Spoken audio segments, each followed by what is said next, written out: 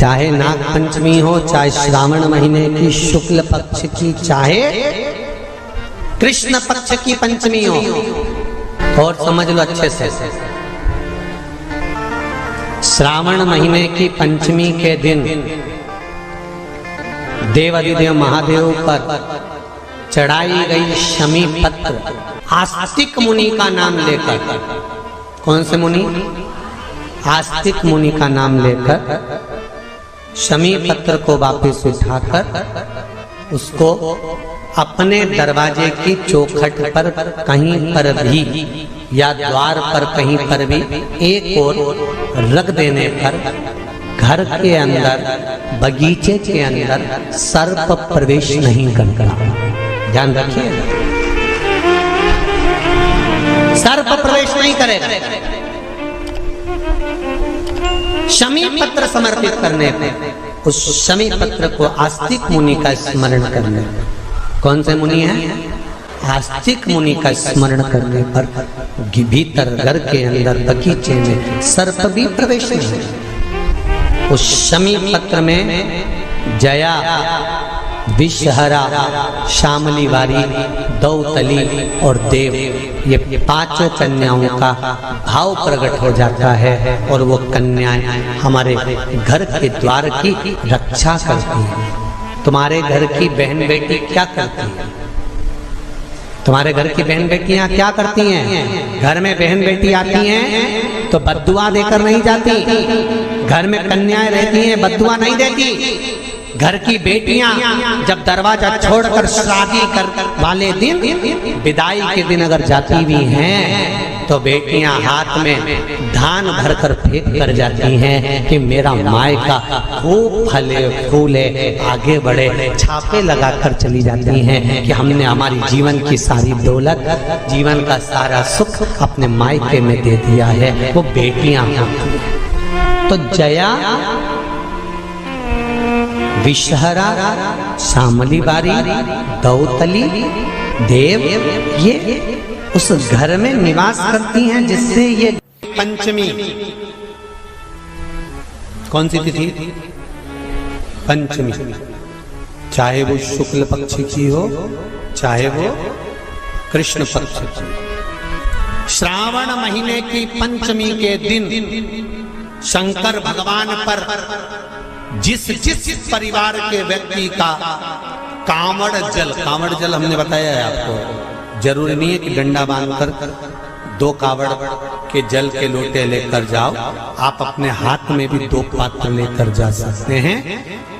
पंचमी तिथि के दिन हाथ में 2 लोटे जल के, 2 कलश जल के जब हम शंकर भगवान को चढ़ाते हैं तो ऊपर जो कमंडल होता है शिव जी के ऊपर जलधारी होती है, जिसमें जया, विषहरा, शामली बारी, दौतली और देव, शंकर भगवान की 5 बेटियां जिसमें विराजमान होती हैं। जब हम जल समर्पित करते हैं, हमारे पीढ़ी में, परिवार में अगर कोई अधोगति में मर गया होता है, कुंवारी अवस्था में चले गया होता है, गर्भ में मर गया होता है, गर्भ के बाहर निकलकर भी अगर कुंवारी अवस्था में चले गया होता है, तो श्रावण महीने की दोनों पंचमी पर परिवार का अगर कोई एक व्यक्ति भी जल चढ़ा देता है शंकर भगवान पर, तो सर्प की योनि में नहीं पड़ता, जीव मुक्त हो जाता, प्रेत योनि में, सर्प की योनि से मुक्त हो जाता।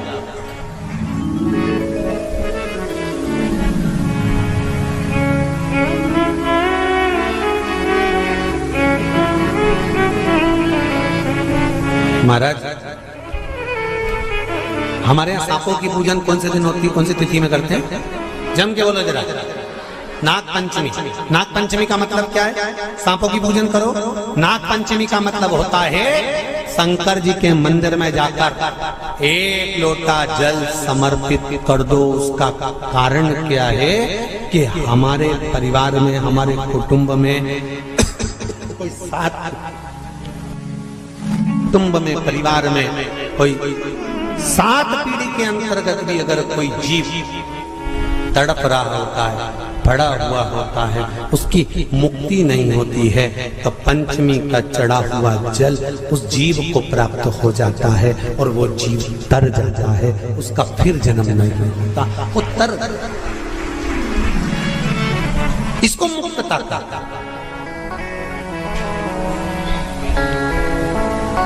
इसको मोक्षता का।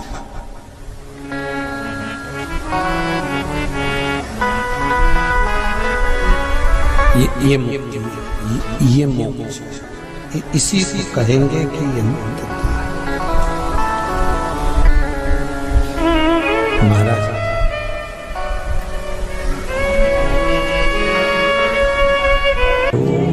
चाहे नाग पंचमी हो, चाहे श्रावण महीने की शुक्ल पक्ष की, चाहे कृष्ण पक्ष की पंचमी हो, और समझ लो अच्छे से,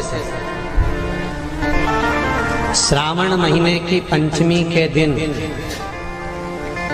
देवाधिदेव महादेव पर चढ़ाई गई शमी पत्र आस्तिक मुनि का नाम लेकर, कौन से मुनि?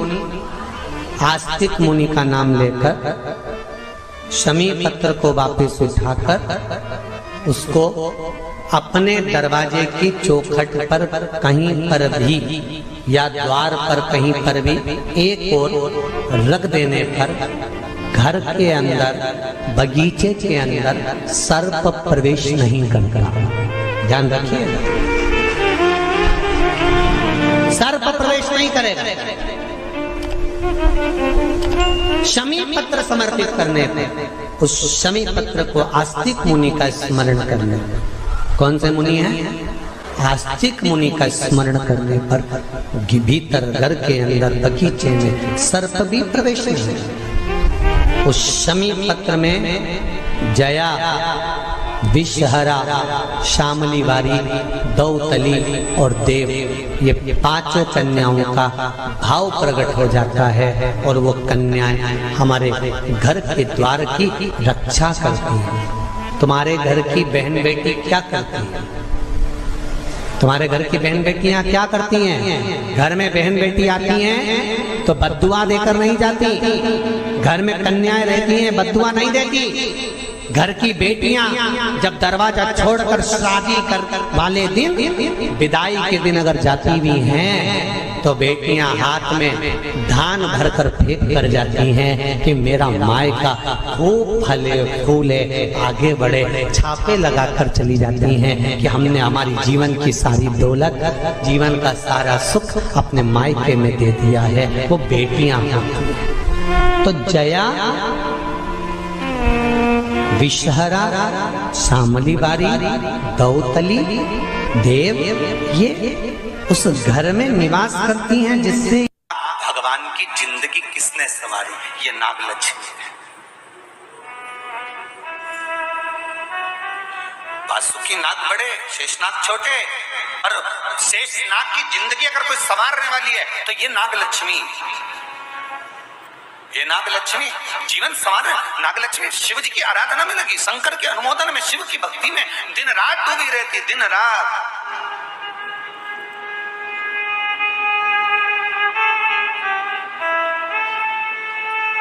कितना सुंदर संवाद है।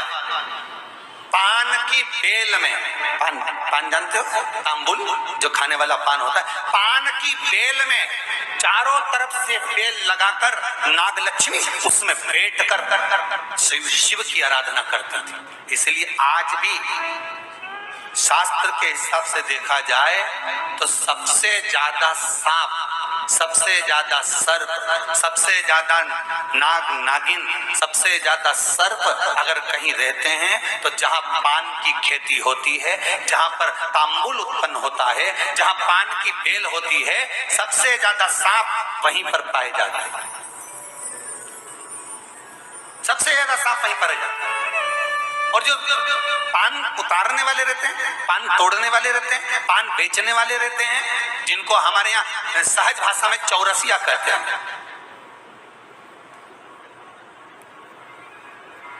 इनका एक विधान रहता है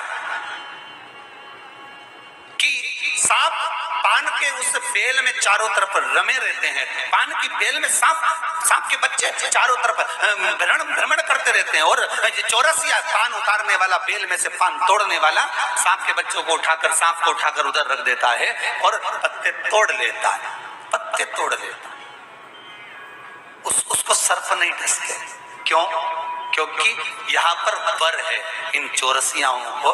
कई चौरसिया लोग सोचे होंगे कि हम नाग की पूजन करते हैं, हम सर्प की पूजन करते हैं, नाग पंचमी पे हम सर्प का स्मरण करते हैं, हमारे कुल देवता के रूप में हम सर्प पूजते हैं। पर कभी चौरसिया ने विचार करा कि आखिर तुम्हें कौन सा वर प्राप्त हुआ कि तुम्हें सर्प नहीं डसेगा? तुम्हें कौन सा वर प्राप्त हुआ कि सांप तुम्हें नहीं काटेगा? पान उतारते समय, पान तोड़ते समय, पान को ले जाते समय सर्प तुम्हें डस नहीं करेगा।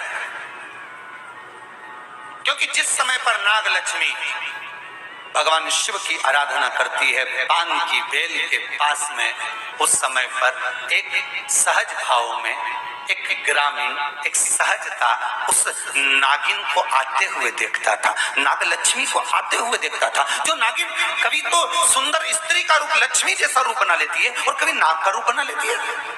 बड़ा विचित्र उसको लगता था। और वो एकांत में बैठा, इसने आकर देखा कि नाग लक्ष्मी सेवा में लीन रहती, किसी जीव को वहां आने नहीं देता।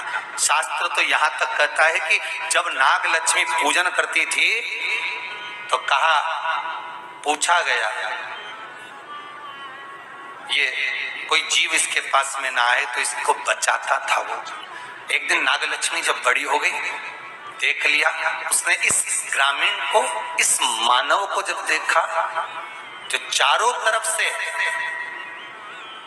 किसी ना किसी रूप में नाग लक्ष्मी को रस ला कर देता है, प्रदान करता रहता है, कुछ ना कुछ तत्व देता रहता है।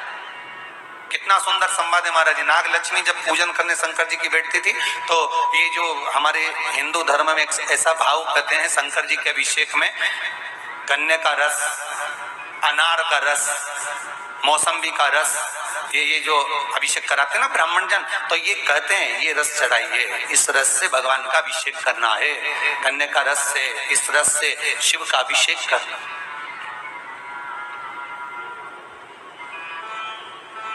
पुला कर देता है, रख देता है। तो रोज नाग लक्ष्मी को रोज आश्चर्य होता कि आखिर ऐसा कौन है जो लाकर रोज रख देता है, कौन है ऐसा?